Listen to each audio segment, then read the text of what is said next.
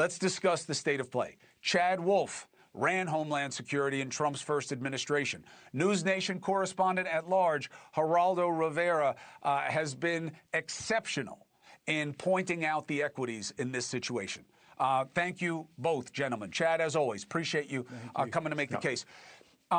Do you have any concerns for the men and women on the ground if the president invokes the Insurrection Act? Well, I think I have concerns for ICE on the ground in places like Minneapolis and others when they don't have local police support. So absolutely, I have concerns with them now.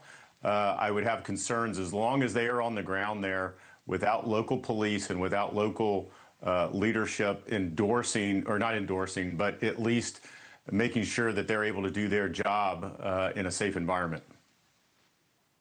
But if he invokes the Insurrection Act and puts active military on the streets in America, policing its own people, yeah, you could justify it under the law as an exception to posse comitatus, but you don't think there's an amazing chance that that makes things worse, Chad? Well, look, it's so unprecedented, right? It certainly could, because anything is possible.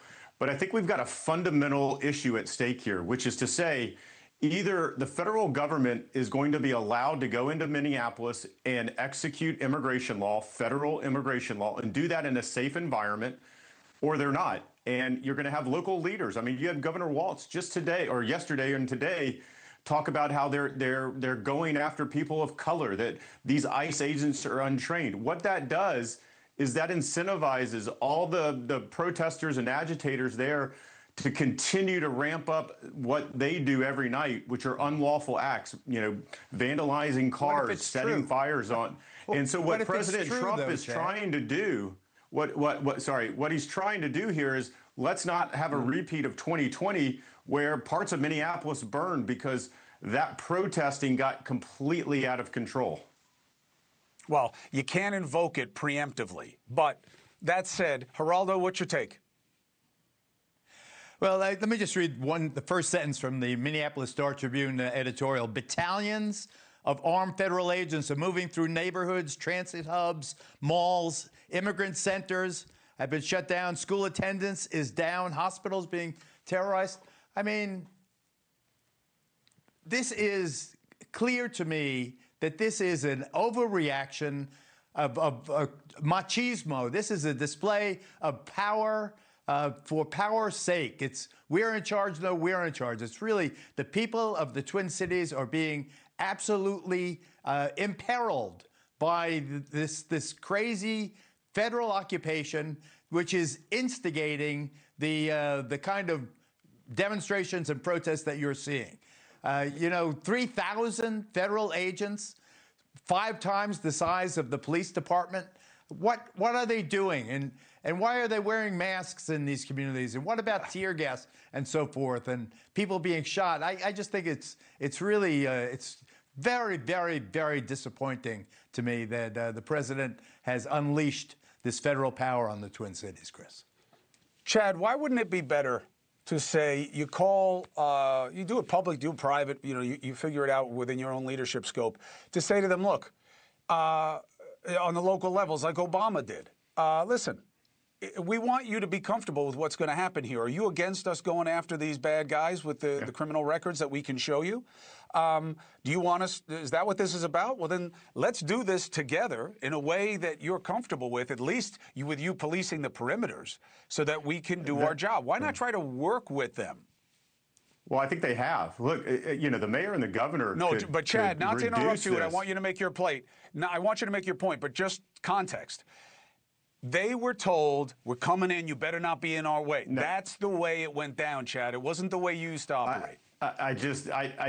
Here's why that doesn't make a lot of sense, because they don't allow Minneapolis police to coordinate with ICE on every day-to-day basis. Why would they coordinate with them when they're surging more resources in, right? So the governor and the mayor can stop this almost instantaneously, which is to say, ICE, if you want to come into our jails and pick up criminal illegal aliens, these are individuals that are here illegally and have committed another crime, perhaps in Minnesota, but anywhere else, but they're in a jail in Minnesota. if they would allow ICE to come in there, pick them up so that they can be put in removal proceedings and then deported. So then they don't have to find them anywhere else. Down. I accept that as one component. But why can't they do that? What do you think of that? Why can't they do that? Well, let's hear Geraldo articulate it. Well, I just want to know, Chad, and I've got nothing against you. I think you're an excellent public servant, and I think that you're a sincere person. But watching this, you have to see how this is anarchy guaranteed. This is bringing your protest to town. Get ready, everybody. Here comes ICE. They're wearing masks. They're going into hospitals. School attendance is down. Kids are terrorized. Ladies are being torn out of their cars. But why is that? One is killed. But why is that? I would contend it's because you have a governor. You tell me why do you have? What will happen when you have 3,000 heavily armed people from out of town? You surge them into town. You tell them about how the neighbors hate you. Everybody's on edge now. You think this is really? Is this the way you're gonna regulate immigration with armed forces? Well, what I can tell you is that if all right, Chad, go ahead, make your point. She said you have to have your papers on you. You have to have your papers on you when you walk around Minneapolis. Yeah, you're right. And look, we all know the law, and the audience should know also. You do not have to show ID to an officer unless you are driving.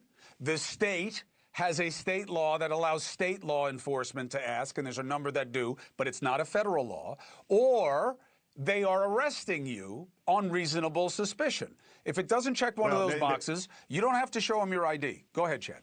Yeah, the only thing I would say is they can detain you and not necessarily arrest you, and they're gonna. So if they pull over a vehicle and they have a target there, it's an illegal alien driving it.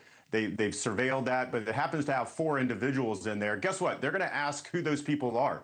They're going to ask for ID. Yeah. They're going to run them. Driving is different. Driving is different. They're going to say, do you have any outstanding warrants? And even if you're a U.S. citizen, they're going to arrest you because you have an outstanding warrant. They're simply not going to release you. I think there's a misconception here that somehow ICE is not a real law enforcement agency and they're not real officers. Yes, they enforce immigration law. But they're not going to. I'm arguing that they're not enforcing the law the right way. That they're abusing people's rights on a regular basis with impunity because the administration doesn't want to police them. Go ahead. Is that if I have, all of a sudden in my neighborhood, if I have 100 police officers coming in to arrest criminals, guess what? I'm not going to get in their way. I'm not going to put my vehicle in their way. What we need to reset here is that ICE has a job to do. They are enforcing federal immigration law, and that job is done in 80 to 85, 90% of places around the country peacefully because they have local law enforcement support and cooperation. They don't in places like Minneapolis, Portland, Chicago, and others. And we see what happens when that occurs. We see what happens when local leaders say that they are untrained. Local leaders say that they are the Gestapo and the like. Why does this have to have the paramilitary tint to it? Why do you have to have SWAT garb on these federal officers? Why are they dressed as if they're raiding Osama bin Laden's headquarters? They're in the neighborhood in Minneapolis, and people are frightened by them. They're wearing masks. Why are they wearing masks, Chad? They're going after criminals. I mean, this isn't overly difficult to understand. So does the FBI. So does the Marshals Service. So does the NYPD. So does the MPD. Right. They don't wear masks. They wear vests. Only ICE. And it's because or the officials know, that the task that they are being tasked with is something that is going to cause tremendous upset among people who are ordinary people. Ordinary, law-abiding. The vast majority of your statistics are all on the wrong side. What do you have, 100 arrests out of 3,000 officers? 103? There's a fundamental disconnect between the problem that you seek to serve and the solution to the problem. We've sealed the border. Chad, I'll give you. Why not compassion? Chad, I'll give you the. I'm not Chad, sure where I'll to give you the start last there. word, but I want just one point of context. There are a lot more than the 103 Yes, arrests, a lot more. which is the point, is that they must not be stopped from doing the job when they're arresting so many people. But Chad, you said they're arresting criminals. Yes. Yes, with a but. Yes. This is supposed to be about serious, violent criminals who shouldn't be here in the first place. Nobody's going to disagree with that. If they do, they're a fool. Well, Going after someone who the mayor committed and the governor disagree with that. But Chad, well, okay, they're fools then. On that point, okay? If they say going after a serious violent criminal doesn't matter, doesn't help, I don't believe that that's what they're about, but if that's what they're saying, that they're going to have a problem. But you're going after mostly, by the numbers, people who committed a misdemeanor. And you're going after them like they're monsters. And a lot of them matter to the communities because despite the fact that they entered the wrong way, they have been living right. And they matter to people. And we probably all know people like this in our communities. That's what people are pissed about. Not all criminals are the same. Yeah, I appreciate that. A couple of points. I'm not sure where to start. Anytime that you have a criminal operation, you're going to have law enforcement officers wearing vests. Right? They've got a plate in the front, they've got a plate in the back, they're protecting themselves. So you may call that paramilitary, but your local law enforcement, FBI, federal, they all do that. They're going after criminal targets here in many, many cases. Sometimes they're bad, they're rapists, they're murderers, they are bad people, and you have to protect yourself as an officer. Now, if you're going into a neighborhood, it's better to have local police partition, close the street. I think residents understand when they see their local police car that they understand, hey, I need to stand back. These are folks that serve my community. When ICE doesn't have that and they have to do that crowd control, that's when we have problems. Now, to your point, Chris, I think, yes, criminal, that is the priority. In Minnesota alone, they've arrested over 1,000 criminals, ICE has, under this operation. Over 1,000. These are folks that the mayor and the governor would rather ICE not pick up because they want ICE out of their city. So let's just think about that for a while. They should show the data and let us see what kind of crimes and have the transparency so at least people know who we're dealing with. I got to jump.